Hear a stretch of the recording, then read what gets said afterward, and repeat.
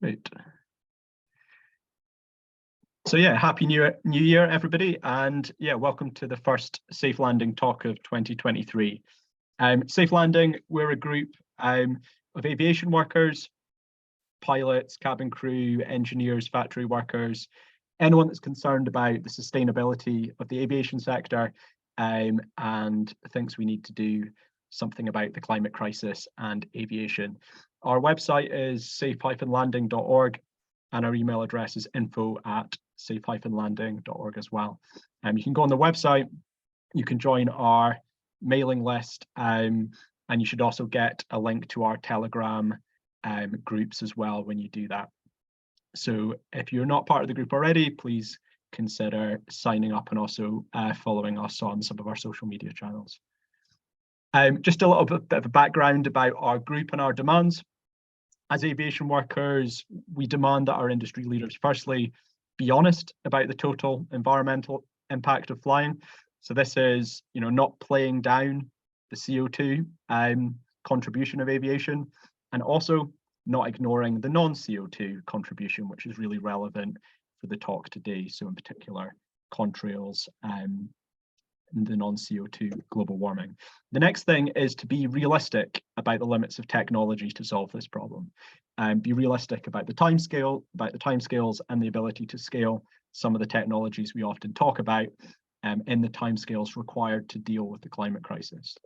The next one is to be transparent about future regulations required to reduce emissions. And then finally, we want a good, robust plan that accounts for all of that and supports workers in the industry through whatever transition is necessary. So today we're going to talk about non-CO2. Sometimes we sort of see, it's quite a good image this from transport and environment. The CO2 impact of aviation could be seen as sort of the tip of the iceberg, but you've actually got a really large contribution in the present day from the non-CO2 impacts, which the latest science indicates when you average all of the flights across all of the world are actually contributing 2/3 to the total global warming impact of aviation. So that's where Roger comes in today. I'm going to stop sharing and let you share your screen. But yeah, Roger's from Imperial College London. He's done a lot of work around contrails and the non-CO2 effects, and he produced a really interesting paper at the end of last year, specifically looking at sustainable aviation fuel and how we could optimize their use to minimize non-CO2. So yeah, thanks very much for giving us your time, Roger, and looking forward to the talk. Cool, thanks Finlay for the introduction. So I'm gonna switch off my video, so yeah, it's easier to present.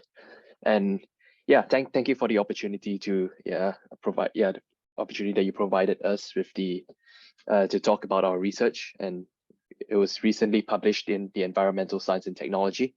And the topic of the talk today is going to be on targeted use of sustainable aviation fuel to maximize the climate benefits. And this research is done in collaboration with the German Aerospace Center and our US collaborators, Orca Science, which is, I think, we've recently transitioned into Breakthrough Energy. So, okay. So I'm just going to give like a basic of the science, the basic science behind the Contrail Formation, the different properties and its climate impact. So as we know, contrails form at favorable atmospheric conditions in low temperatures and high humidity. Or more specifically, persistent contrails form when the relative humidity with respect to ice is above 100%. So it's ice supersaturated. So the aircraft at present day, based on present technology, the aircraft soot or the non-volatile particulate matter nvPM emissions, they primarily really act as a condensation nuclei, or in other words, a surface for water vapor to condense, and so it condenses into water droplets, and it subsequently freezes to form contrail ice particles, and that's where you see that's how like contrails form, the line-shaped contrails. And different contrail properties and their lifetimes are influenced by this aircraft nvPM number emissions index. So nvPM number emissions index. That's the number of nvPM particles that are produced per kilogram of fuel burn. So based on, if we look at the existing literature, we see on the x-axis is the nvPM number emissions index. The y-axis is the apparent ice emissions index. So it's the number of Contrail ice crystals per kilogram of fuel burn. You can see right now, at current, present technology, the range of nvPM is between 10 to the 14 to 10 to the 15 particles per kilogram of fuel burn. And in this range, we see that the nvPM is strongly correlated to the Contrail ice crystals. So in other words, the number of Contrail ice crystals, it has a positive correlation with the nvPM number emissions index. And if you admit, let's say, if you think about it, the atmosphere has a fixed amount of humidity. And if you admit less nvPM particles, the humidity will be distributed to less particles. Therefore, the Contrail ice crystals will get larger. So therefore, you see an inverse relationship between the number of nvPM particles relative to the Contrail ice crystal size. So this is important because if you reduce the nvPM particles, you get larger Contrail ice crystals and they sediment quicker. The sedimentation rate is larger. Therefore, you reduce the Contrail lifetime. At the same time, with a higher Contrail ice particle number, you increase the optical depth as well. So if you emit more nvPM, the contrails tend to be thicker and they're more visible when you look at it. Yeah, so it tends to be wider. So how does contrails influence the climate? So there are two components. First component is contrails during the day. Contrails can reflect incoming solar radiation back to space. Therefore, you get a cooling effect. But at all times during the day, at all time, 24 hours, contrails also absorb outgoing long-wave radiation, and it emits and re-emits the infrared radiation back to the surface of the Earth, and that causes a warming effect. So based on the scientific consensus today, we know that the contrails tend to be net warming. So this is the famous chart that I believe that all of you have seen from Lee et al. 2021. So the main point I would like to highlight here is that the annual mean Contrail cirrus net radiative forcing is higher than the cumulative CO2 emissions that has been emitted by aviation since its inception. So, yeah. So now moving into there are three different ways to reduce the Contrail climate impact. So the first strategy is to divert flights around ice supersaturated regions to minimize the formation of persistent warming contrails. The second option would be to slowly transition to cleaner burning engines with lower nvPM number emissions index, and for reasons that have been described in the previous slide. And the third option is to use sustainable aviation fuel. And in a way, by using SAF, you can reduce aviation's life cycle CO2 emissions and the nvPM number emissions index. So based on in situ control measurements from the campaigns that were led by NASA and the German Aerospace Center, we see that SAF, the use of SAF, sustainable aviation fuel, successfully reduced the nvPM number emissions index. And that in turn reduced the Contrail ice crystal number emissions. Because the ice crystals are lower, the humidity is distributed to less particles and you increase the ice crystal sizes. And at the same time, measurements have also confirmed that the Contrail optical depth tends to be thinner. And this Contrail optical depth is an important parameter influencing the Contrail cirrus radiative forcing, which is in other words, the climate impact of contrails. So these, again, I would like to reiterate, these are in situ measurements that have been done at cruising altitudes, and it's not provided by models. And because of the aviation CO2 life cycle benefits, I think the European Commission has recently mandated to include SAF, to blend SAF into the fuel supply. And you can see that the minimum blending ratio increases over time from 5% in 2025 up to 63% in 2050. So the main research objectives that I will be presenting today is to evaluate the contrail climate forcing over the North Atlantic and the set of factors that lead to strongly warming or strongly cooling contrails in the region. We then quantify the changes in the contrail properties and climate forcing with different SAF blending ratios. And so what we do is that we use the in situ measurements to inform our model estimates.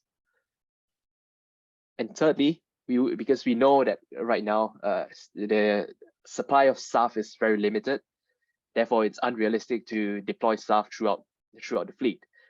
So what could we do? Could we maximize the climate benefits of SAF by targeting its limited supply to flights with strongly warming contrails? And we'll quantify the effectiveness of this strategy. So, okay, just briefly talking about the research methodology.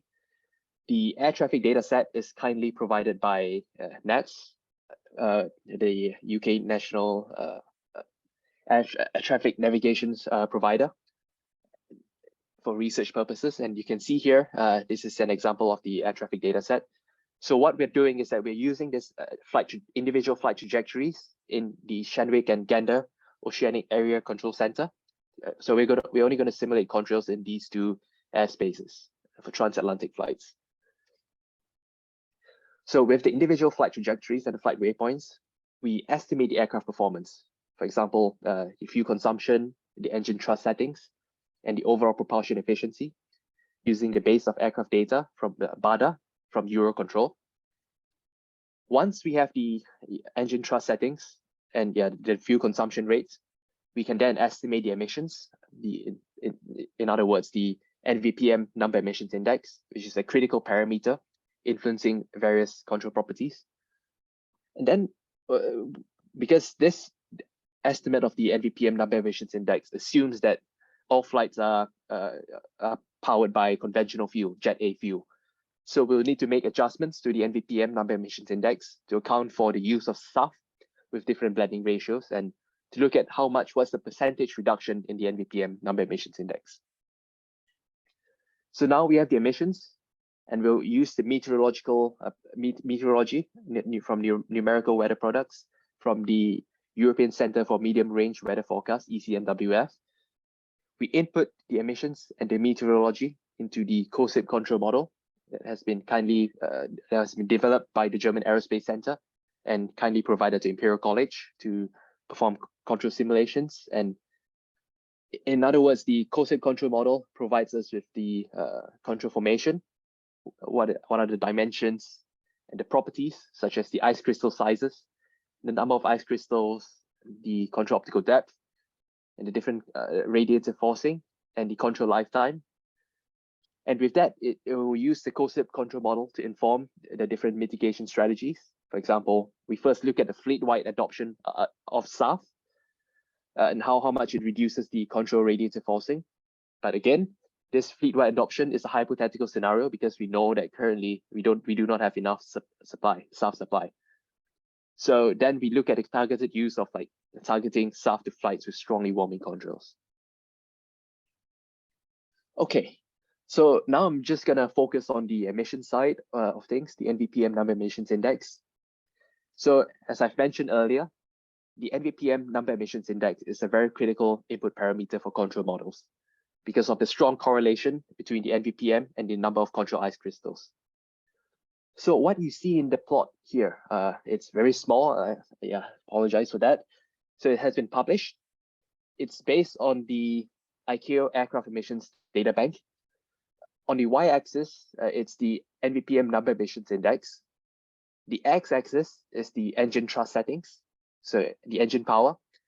And the different subplots here are the different combustor types. So different engine combustor types, aircraft engines. So for example, you can see that the Boeing 777, it's powered by the double annular combustor.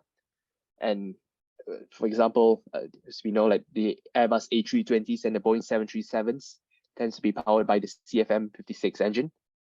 Or you have like newer engine types as well. For example, the twin annual pre-mixing swirler engine from GE that powers the Boeing 787s and the 737 MAX, as well as the Airbus A320neo. So the main point I'd like to highlight here is that you can see that the aircraft engine, the nvPM emissions profile for different aircraft engine types, there will be like significant variations for the different combustor types and different engine thrust settings. And the other thing I would like to say is that if you look at the charts, the nvPM number emissions index, it can range from 10 to the 11 particles per kilogram of fuel burn to as high as 10 to the 16 particles per kilogram of fuel burn for older engine types. So as you know, currently, like for example, the Airbus A320 can be powered by different engine options, such as the IAE V2500 series and the CFM56 engines. But for the purpose of this research, because we don't have the exact aircraft engine options, aircraft engine mapping, so we use the default engine that's provided by the BADA database. And for the cruise nvPM emissions, we estimate it by linear interpolation from the 4 data points that are provided by the ICAO Aircraft Emissions Data Bank. We interpolate it relative to the non-dimensional engine thrust settings. So this methodology in terms of estimating the cruise nvPM emissions has been validated with the in situ measurements that are provided by recent experimental campaigns. And the ICAO Aircraft Emissions Data Bank here, in terms of producing these plots, are publicly available.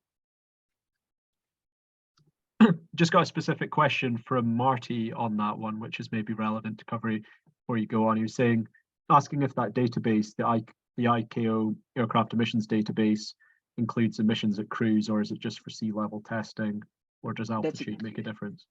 Yeah, that's a very good point. So currently, it only provides the nvPM emissions at 4 certification thrust points. So it represents the LTO cycle, the landing and takeoff cycle. Yeah. So it provides one at engine idle, 7%. So it's being used at taxi. 30%, it's the approach engine power that has been typically used in the approach phase. 85% at climb and 100% at takeoff. And is that at like a specific altitude? Nope, it's all on the ground. Okay. Ground testing. Yeah. Yeah. Okay. So we have to use these ground measurements and estimate the cruise nvPM using the non-dimensional engine thrust settings. So it captures the different operating conditions at ground and cruise. Okay. Thanks. Cool. So so now we have the nvPM number emissions index on the at cruise for Jet A, the conventional fuel. So we need to estimate the percentage reduction in the nvPM number emissions index due to SAF. So what we have done here is that we extend a fuel composition correction model from Brem et al. It should have been included in the reference here. So essentially, what it shows is that this function shows that the reduction in the nvPM number emissions index from SAF depends on the fuel hydrogen content and the engine thrust settings. So put it in other words, is that okay?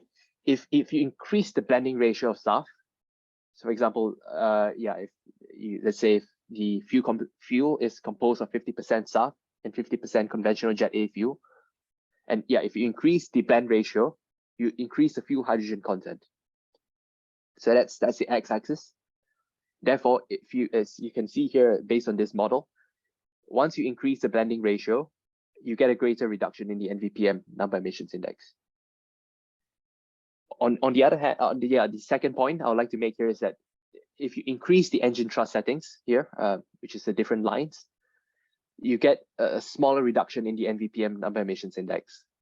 So to put it in other words, it shows that the reduction in the nvPM number emissions index is lowest at high engine powers that typically seen in takeoff conditions, and you get the greatest reduction in nvPM at where the engine thrust settings is low. For example, during landing and during taxi and the descent phase. So this extended fuel composition correction model has been validated with measurements from the 4 different experimental campaigns, mainly from the experimental campaigns from NASA, the NASA Access campaign, and the DLR, the German Aerospace Center, ECLIF 2 campaigns. Okay, so using SAF, you change, so if you increase the blend ratio, you increase the hydrogen, the fuel hydrogen mass content. And because the fuel hydrogen mass content is higher, you increase the water vapor emissions index. So higher blending ratio, more SAF, higher water vapor emission index. And because you're emitting more water vapor emissions index, you can have an unintended consequences of increasing the contrail formation at cruising altitudes. So on the third point here is the lower calorific value. So in other words, like it's the energy density of SAF. So you get a small increase in the energy density, the lower calorific value, when you increase the SAF blending ratio. So all these different fuel parameters are being being fed into the COSIP control model as well for control simulations. Okay, so now if we go to the control model here, I'm just going to show you here this simulation here that is going to be published, but it's not published yet. So what we've done here is that we've performed a global control simulation, but it's not part of the paper that has been published last month.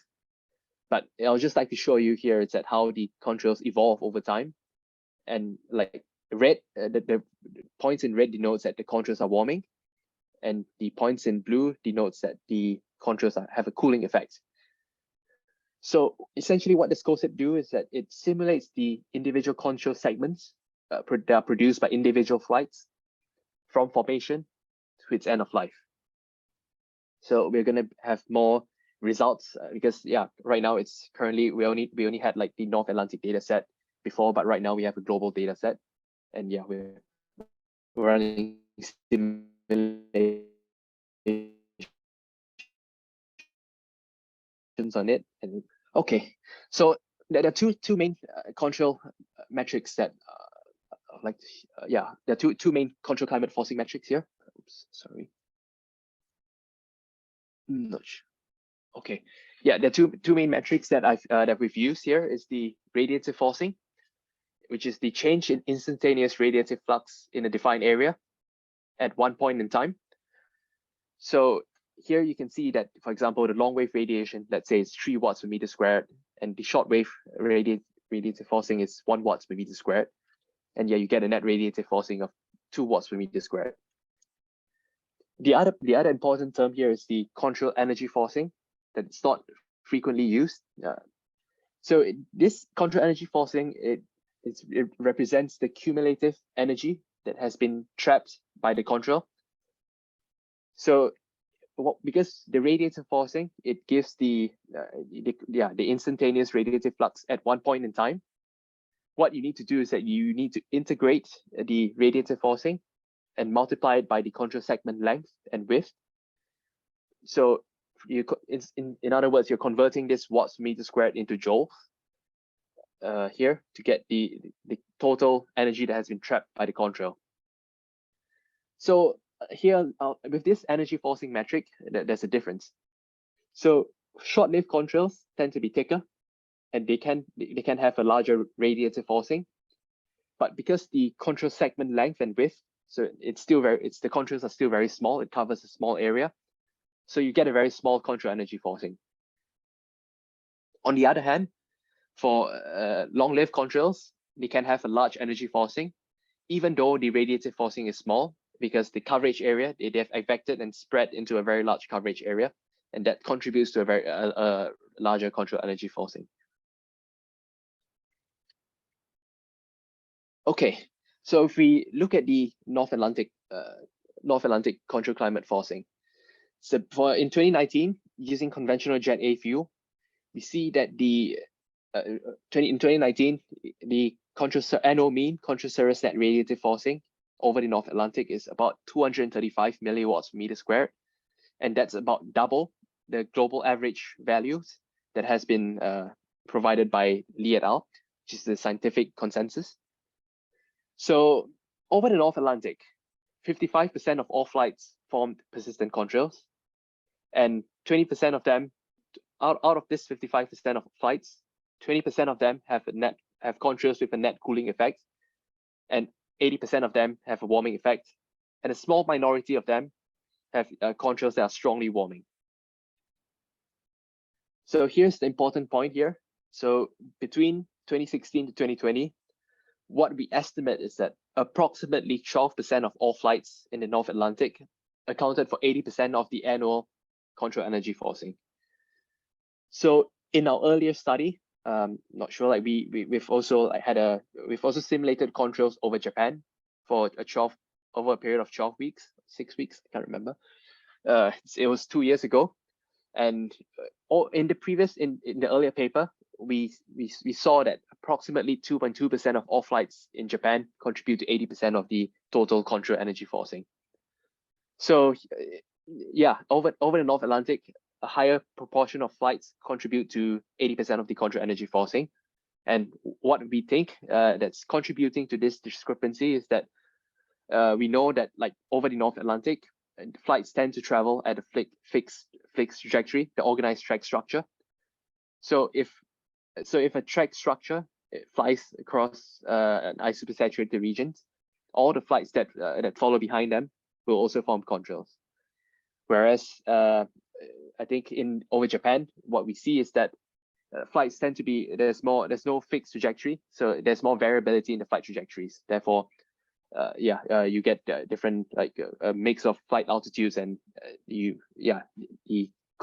amount of contrails that are formed in different trajectories have a large variability. So there are 4 main factors influencing the contrail climate forcing. So flights that are strongly warming, so there are seasonal effects and diurnal effects here. So what you see here is on the y-axis is the daily contrail cirrus net radiative forcing on the y-axis for 2019 time over the North Atlantic. So seasonal effects, you can see that over the winter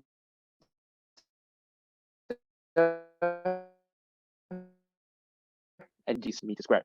And the reason for that is because the air traffic over the North Atlantic tends to peak at dawn and dusk, and that coincides. So you have more contrails forming, and therefore you get a peak in the contrail cirrus net radiative forcing.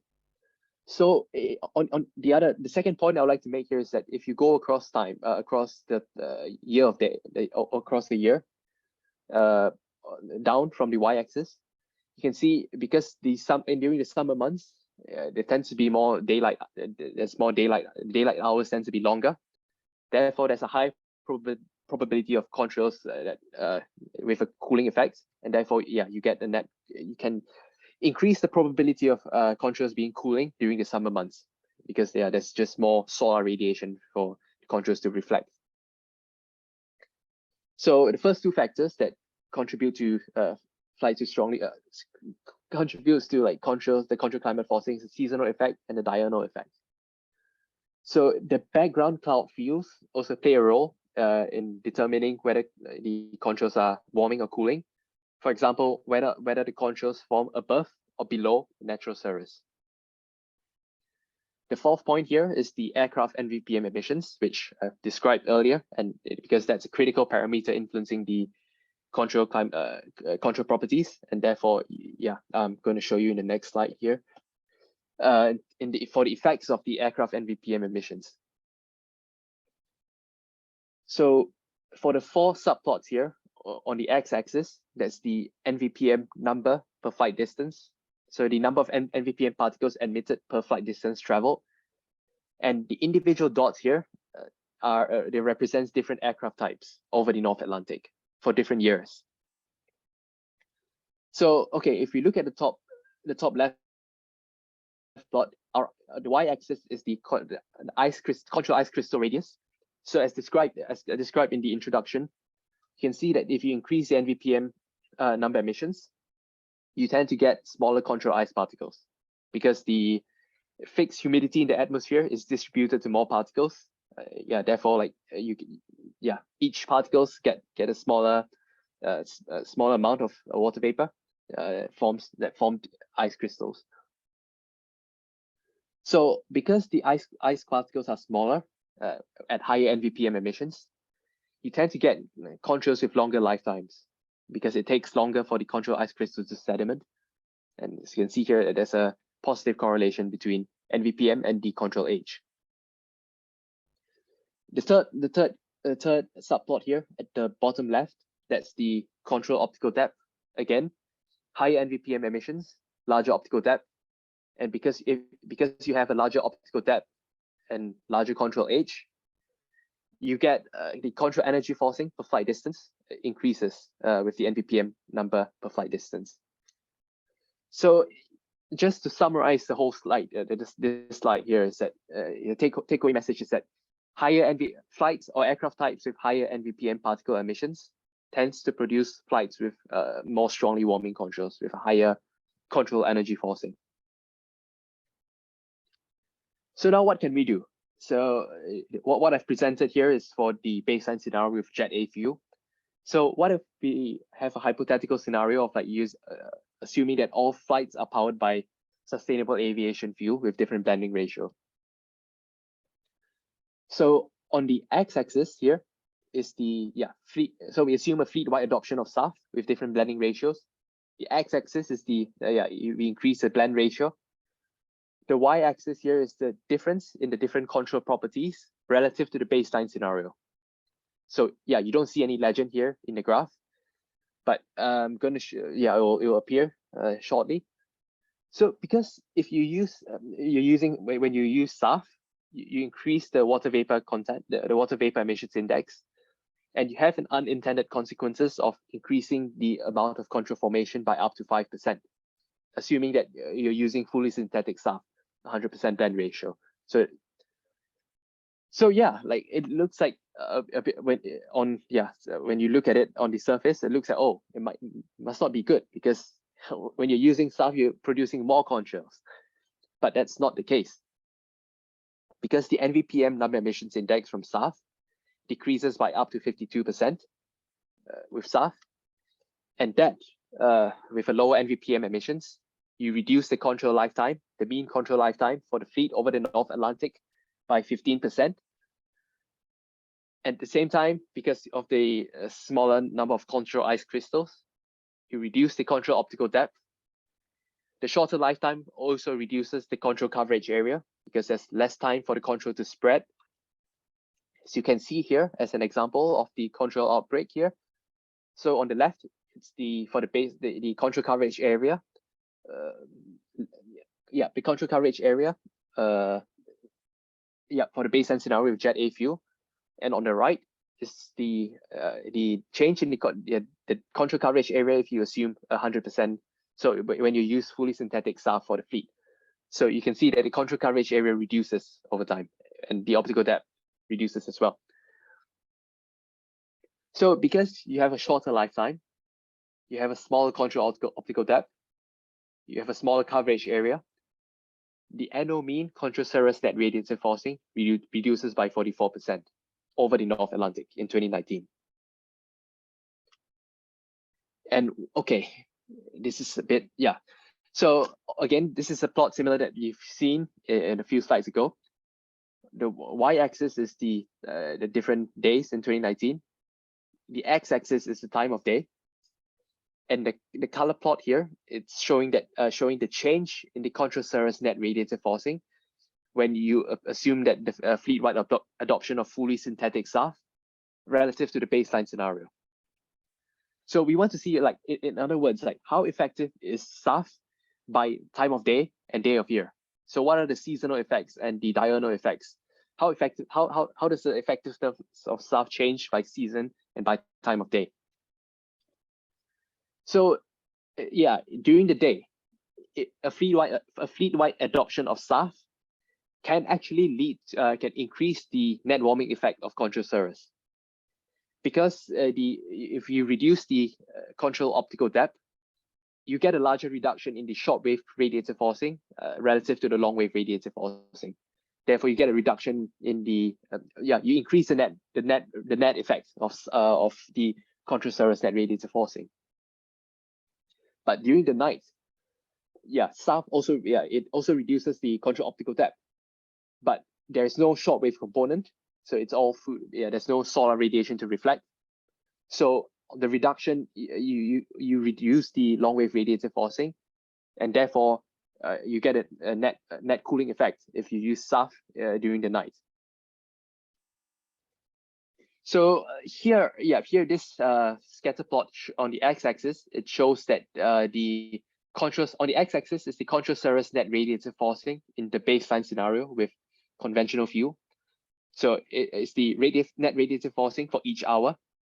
And the y-axis is the change in the contrail cirrus net radiative forcing when for fleet-wide adoption of SAF with 100% blend ratio relative to the baseline scenario.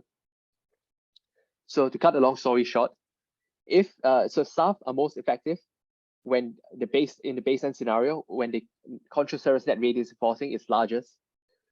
So you should use SAF when you expect the contrail cirrus net radiative forcing to be large in the baseline scenario. And on the other hand, if contrails are already cooling in the baseline scenario, you should avoid using SAF. Okay, so again, because for fleet-wide adoption of SAF, we know that the supply of SAF, we don't have enough supply of SAF for all the flights. And again, for some flights, using SAF could lead to a net warming effect. So what we could do is that we could target SAF, the limited supply of SAF, to flights with strongly warming contrails. So what we've done in the study is that we assume that 1% of the total fuel supply is available as SAF. And for all cases, with this 1% of fuel supply being available as SAF, the CO2 component, the CO2 energy forcing, reduces by about 0.1 to 1%. Depending on the pathway that was used to produce the SAF.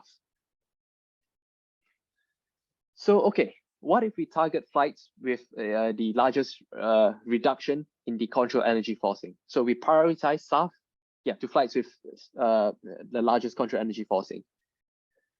Okay, for uniform approach, if you say that okay, we're gonna provide SAF to all flights with a 1% blending ratio, the reduction in the contrail energy forcing is about 0.6%.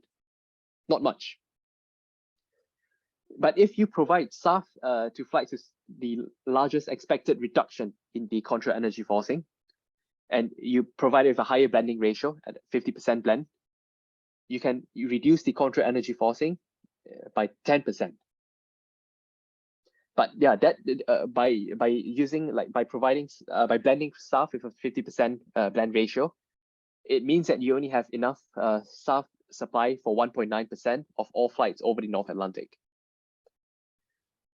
On the other hand, if you say that okay, we don't know if if we have uncertainties in the meteorological and contrail forecasts, we can spread our SAF supply. For example, we can blend SAF at a lower blend ratio at 10% and spread it to more flights that are expected to form strongly warming contrails. So for this case, if you blend SAF at a 10% ratio and you distribute it to 9.4% of all flights, you get a smaller reduction in the contrail energy forcing, but it's still about 5% reduction in the contrail energy forcing. But again, you sort of diversify your risk, and so by doing this, it's a more like a risk-adverse approach. So our analysis also showed that if you increase the blending ratio beyond 50%, when your SAF supply remains limited, you get an unintended consequences of reducing. You get lower reduction in the contrail energy forcing. So just put it in other words, is that if you blend SAF with 100% ratio and target it to a smaller subset of flights, you get a smaller reduction in the annual contrail energy forcing. And the reason for that is because the nvPM number emissions index, you have diminishing returns when you increase the SAF blending ratio. So yeah, the overall climate benefits here. So if you include the CO2 life cycle benefits and contrails, by using this targeted approach, you can increase this overall climate benefits of SAF by multiples of by a factor of 9 to 15. Yeah, depending on the the range of the CO2 life cycle benefits. And yeah, so what are the characteristics of flights that are targeted with, that are chosen to, that are prioritized to be provided with SAF with a 50% blend ratio? So here, this is the probability density functions, the distribution of the different characteristics. So I'm just summarizing it. It shows that you should provide SAF to flights that are flown during the winter, and less so during the summer months. And you should also provide SAF to flights that are flown during the evening and during nighttime, when there's during nighttime. So between let's say 6 p.m. to 3 a.m. UTC time over the North Atlantic. You should provide SAF to flights that are expected to form lots of contrails. So here the x-axis is the percentage of flight distance forming contrails. So yeah, you can provide SAF to flights where more than 25% of the flight distance when you expect them to have persistent contrail formation. So here's the surface albedo and background cloud views, which I don't have time to describe in more detail. It suggests that if you should provide SAF to flights that you expect to form contrails above low-level clouds, because when you form contrails above low-level clouds, they tend to be more warming. And finally, in terms of the aircraft-specific nvPM emissions, you should provide SAF to aircraft types that are expected to emit a higher number of nvPM particles. So just to summarize everything, because we run out of time now. So yeah, SAF reduces aviation CO2 life cycle emissions and the nvPM number emissions index. A fleet-wide adoption of SAF, you can increase the contrail formation by up to 5%. But because of the lower nvPM emissions, you reduce the contrail lifetime, the coverage area, and the annual mean contrail cirrus net radiative forcing. But of course, using a fleet-wide adoption of SAF is not realistic because of the limited supply. Instead, if you target SAF to flights with strongly warming contrails, you could multiply the overall climate benefits by a factor of 9 to 15, relative to a scenario where you uniformly distribute the limited amount of SAF to all flights. And finally, SAF is most effective when deployed at night during the winter and on aircraft types with a high nvPM number emissions index.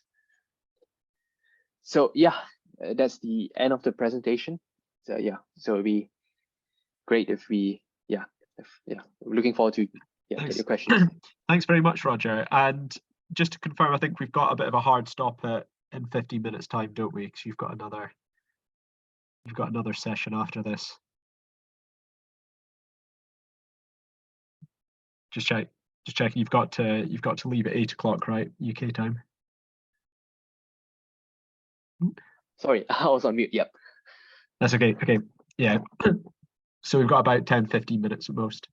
There was a few questions in the chat. Do you want also, you could maybe just stop sharing your slides for now. I can always bring them up if there's a specific question, just so I can see if people do have questions as well. Put your hand up and I'll kind of take it in order. But just while I'm waiting for that, there was a couple of questions in the chat. So the one from Marty I asked already. Just in there was asking, so what impact does the size and numbers of ice crystals have on the length of contrails, on the length contrails are visible for? Just trying to understand what's the favourable condition, i.e. less but bigger contrails or more but smaller. I think you've you kind of answered that in one of your slides, but yeah. So, SAF reduces the nvPM emissions, therefore you reduces the number of contrail ice crystals. So you would expect there to be the ice crystal size to be larger. But let's say if you look at it, look on top, look to the sky, contrails that are formed by SAF tend to be thinner and less. The visibility is tends to be lower relative to conventional fuel because of the lower number of ice crystals. Does that answer the question? Yeah. Just something I wanted to ask, just because I think it's kind of interesting as well, is if you're looking at an individual, you're kind of looking at it on a flight by flight basis. But I'm guessing if you look at an individual flight, there is a section of the flight where you'd ideally deploy the SAF, and then other sections of the flight where it's less relevant. So if you've got an aircraft where you can have multiple fuel tanks and you can switch between them, that could give you the opportunity to actually put a lower, you can maybe take 20% SAF with you and just use it in the 20% of the flight where it had most impact, or like in your graph where it was flying from night to day, you could use it during the night but not during the day if the sun comes back round, if that makes sense. Is that kind of just a level of complexity that might just form a future study, or is it something you've thought about? It's something that we are looking into right now, because I know that you're talking about the A350 aircraft, for example, that you can switch between different fuel tanks. Yeah, in that case, if you do that, the amount of SAF that you need to mitigate the control climate forcing, you need even less SAF relative to the strategies that have been presented in the slides. Yeah, it could be down by a factor of 10. Yeah. Okay. Awesome. So Andrew's asking about the land use implications of SAF. Probably that's a different discussion for another time, I think, because that's a massive area. Obviously, crop-based biofuels are not very good for the environment. But I think maybe let's not get into that just because of how much time we've got. But that's certainly a consideration if you're looking at sustainable aviation fuel and its sustainability. I'm just saying, David Fouch is saying there are many inputs to the model, each with uncertainty. Which uncertainties have the strongest impact on the results? And he's guessing the particle number. Yes, thank you for the question. Thank you for the question. Yeah, that's something that we looked into.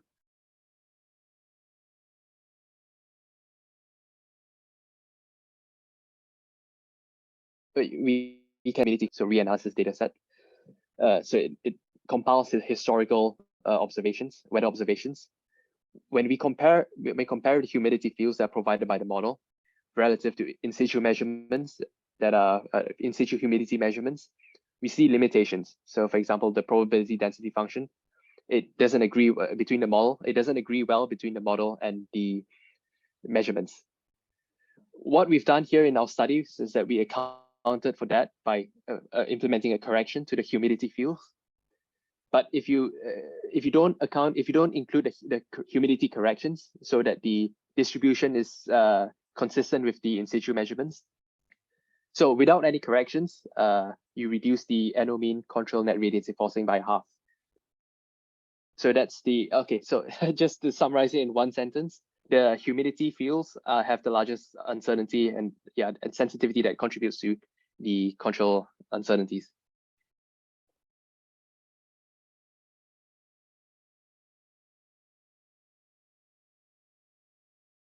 Sorry, you're on mute. So, yeah, I'm also just going to turn my camera off because I've got a bit of a slow connection.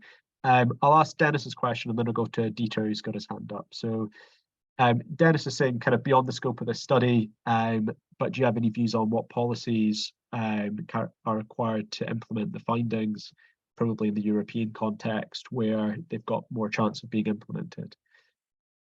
So yeah, I suppose the question is do you think policies lacking in this area? What policies would you like to see to help this be delivered? The other point I think that's not included in the scope of this study is that how should we distribute SAF between different airports, for example, over Europe? Should we prioritize SAF to be used at certain routes, for example, maybe transatlantic flights or European flights? And yeah, the answer is that we're looking into it. We don't know. We don't have an answer yet. But for policy-wise, if you compare, I'm going out of topic, but yeah, just slightly, this is an important point. if you compare the different strategies that are available, like the control diversion strategies, flight diversion strategies, the use of SAF or the use of SAF, let's say if you get the flight diversion strategy wrong, for example, if your meteorological forecast and your control forecast have uncertainties and you get it wrong, you could get an unintended consequences of increasing the fuel penalty if you divert flights around to minimize the contrail formation. But for SAF, let's say if you get it wrong, you'd still have a CO2 life cycle benefit that you can attribute it to. Yeah. And just on the, because what you said there around deciding which airports and airlines to send it to, has there been any kind of anyone make comments that would be a bit difficult to send it to particular airports? Like, I have seen sort of suggestions that it would, like it would arrive at a port and be mixed in at like the refinery bit before entering the, often there's a network of jet fuel pipelines, and this might require you to keep it separate all the way till the point where you put it on the aircraft. That people kind of raise concerns that it might be difficult logistically to get it to where you want it. Yeah, that's a fair point. Yeah, based on my knowledge so far, yes, like currently, like they just dump the SAF, like a limited quantity of SAF into the central fuel supply. Yeah. Therefore, you get SAF with a small blend ratio, and yeah, you might need a separate like tank to store it, and or maybe just store the SAF and blend it during the days where you expect there to be control outbreaks. Yeah. So same thing. Yeah, you just store the SAF, accumulate it, and dump it to the central fuel supply site at certain days. It certainly feels like it's not. It would be possible logistically, even if there's a bit of challenge to it. Okay, Dieter, you had your hand up before, so we can go to you next if you've got a question. Yeah, Roger, thanks a lot. You had specific questions posed to yourself and you answered them well, and that gave us great insight. But beyond that, stepping back a little bit, I think that we see that society is setting maybe too much hope into SAF. First, we see that it will come only in limited numbers, and we have to understand that if CO2 accounts for 1/3 of radiative forcing, then we have 2/3 left, and you address the contrails, but there's also nitrogen oxides. So that SAF is not the full answer. And then if we fly lower, then we see that this has a drastic effect. You said you can get it wrong, because if you fly lower, then you may go even more into ice supersaturated regions. But generally, if you say, let's just fly lower, I think the total effect also with limited SAF is much higher than having too many hopes in the SAF solution. Yeah, thanks for your suggestions. But I think in terms of flying lower, the first thing that we need to make sure is that we need to comply with the existing air traffic management protocols. Because the airspace, like for example, over Europe, the airspace could be congested, and it might not be able to, air traffic management might not be able to accommodate that. So that's the first point. The second point is that if you fly lower, the air density tends to be higher. Therefore, you get a higher drag force, and that increases, you get a fuel penalty for flying lower. But just one point here is that the supply of SAF remains limited, but you do not need to reach 100% SAF supply. Let's say, because not all flights form contrails. Based on the future research that we are doing right now, that's not published yet, what we see is that you just need 20% of the annual fuel supply to be SAF, and that should be able to mitigate like 35 to 40% of the contrail energy forcing.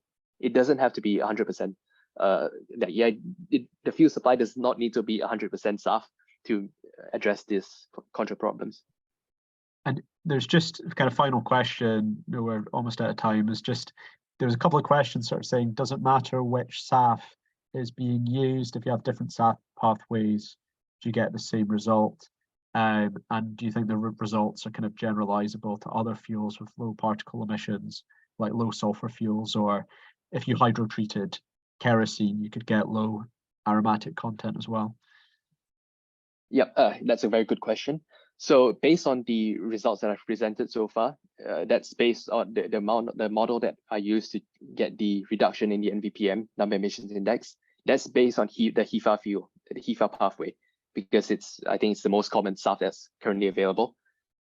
But what you could do is that you could generalize the SAF property into the fuel hydrogen content. And by using the fuel hydrogen content, yeah, you'll be able to like plug it into the model and get the reduction in the nvPM, the expected reduction, because we know, yeah, the fuel hydrogen content has a strong correlation to the reduction in the nvPM particles. Cool. Yeah, got you. Okay, thanks. I think we better leave it there to give you a second before you've got your next call. So thanks very much for agreeing at quite short notice to come and do this call and for giving such a detailed presentation. I think lots of people have said thanks very much. It'd be great to get your slide pack off you, and I can send that round along with the recording. I think a few people have asked for that. So yeah, thanks again from everyone here. And yeah, have a good evening or afternoon to those people joining from the US.